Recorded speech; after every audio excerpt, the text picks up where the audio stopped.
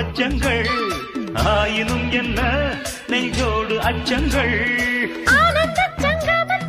அச்சம் வருமா பூக்களை கிள்ளுவதால் ரத்தம் வருமா இதுபோல் இதமோ சுகமோ உலகத்தில் இல்லை